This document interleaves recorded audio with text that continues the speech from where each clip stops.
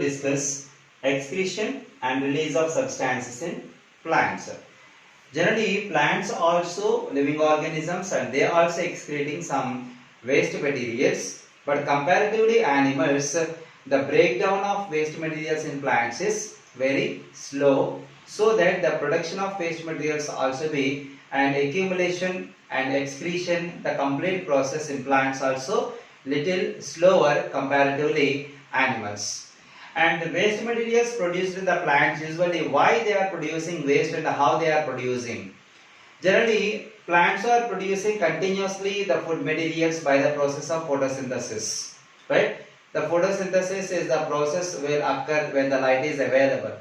And these products, or when the plants are utilizing the excess of food materials.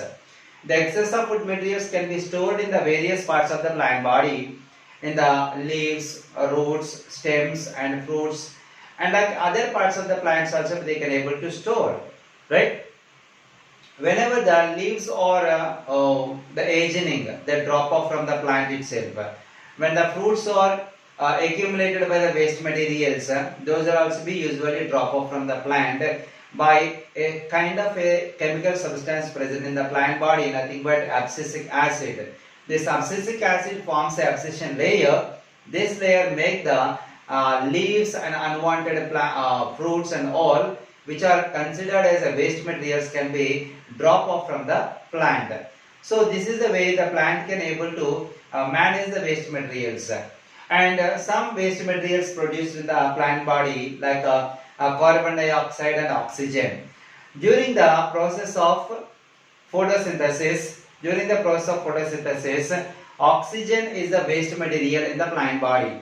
So that during the process of photosynthesis, when oxygen is produced, that is considered as a waste material, so that it can be excreted out of the plant body through the stomata. And later, some particular period of time, the 24 hours in the plant body occurs the respiration. During respiration, the waste materials are produced. These waste materials are excreted out of the body while the plant is performing the respiration. And excess of water present in the plant body. Excess of water present in the plant body also excreted through the stomata of the leaves and lenticels of the stems and roots. So through the process of transpiration and guttation. So excess of water present in the plant body can also excreted by transpiration and guttation. And other than this, some other waste materials produced in the plant body which are solid in form. The solid waste materials present in the plant body are excreted in the form of raphides.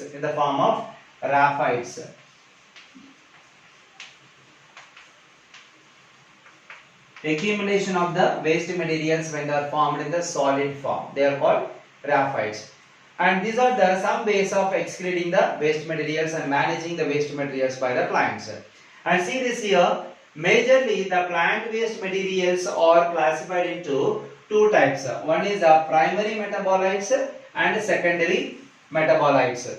Primary metabolites of the plant body are carbohydrates, fats and proteins. Carbohydrates, fats and proteins are the primary metabolites of the plant, which are primary excretory substances of the plant body. So these primary metabolites or primary excretory materials usually plants can able to use for their normal use, normal growth and development, and for healing also. When we are observing that sometimes when the plants are got damaged, the branches or got damaged, they can releasing some fluid materials to heal the wound, right? And these are the materials which are produced by the plant as a primary metabolites, which plant can use for their normal growth and development. And here it is the secondary metabolites. Secondary metabolites of the plants are, and some materials are given here, alkaloids, tannins, resins, gums and latex. These are considered as the secondary metabolites. Comparatively primary metabolites, secondary metabolites are little different. Why? Because the primary metabolites of carbohydrates, fats and proteins plants are utilizing for their normal growth and development, whereas the secondary metabolites are not using for the regular development and growth of the plant, and these are using for protection from the predatory organisms, most probably the herbivorous organisms, right? And alkaloids, some examples are given here for alkaloids: quinine, nicotine, morphine, reserpine, caffeine, nimbin, and scopolamine, pyrethroids. Usually, these secondary metabolites of alkaloids are nitrogenous waste materials. Nitrogenous waste materials are the most toxic materials, whether in the plant or animal body. So they need to be excreted, and these materials are not pleasant to taste. So that when animals or eats such kind of plants, they can hurt the mouth, and sometimes it can kill the organisms also. So that these materials produced by the plants most probably for protecting from the herbivorous organisms or predatory organisms. And some other secondary metabolites are tannins.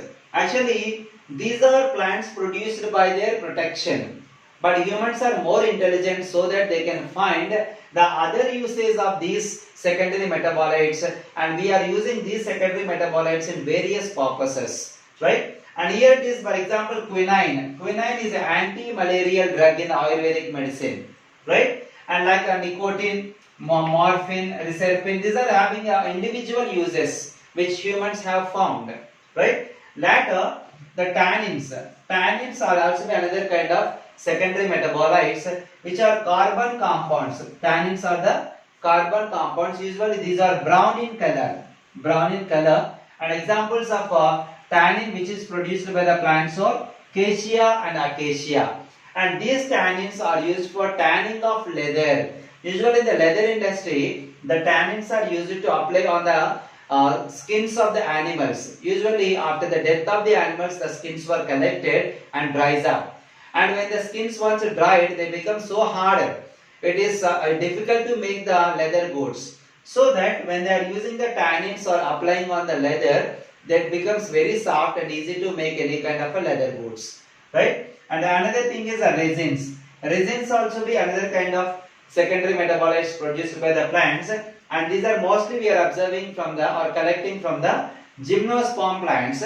And these are examples of the pinus is one example for gymnosperms which producing the resins. And these resins are found, the humans are found, another use of resins is using as a varnishes. Varnishes in the sense of using a kind of a liquid for applying the wood furniture. Usually wood is got damaged by some termites.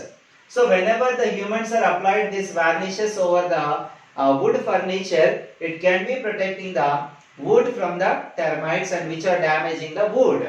Later, gums are the secondary metabolites of plants, and these are humans are found these gums for binding agents, right? And also some gums they are using in the medicine, and some gums they are using as a food also, right? An example for the gum yielding plants, neem and acacia. Later, the latex. Latex is the another kind of secondary metabolites produced by the plant for their survival and protection, and it is a Hevia brasilensis is one of the example for the plant which excreting or releasing the latex. Latex is a milky white material which is produced by the plants itself for their protection from predatory organisms. See, this is the same kind of latex which is extracted from the Jatropha plant. Jatropha plant latex we are using as a biodiesel, and latex from the Hevia brasilensis is we are using a rubber plant. Usually it is called as a rubber plant, and we are getting the rubber, and what we are using regularly for erasing the pencils and all the rubber material erasers most probably we are using, right? And these are the secondary metabolites and primary metabolites, and most probably the waste materials produced by the plant, and how the plant is managing with all these waste materials.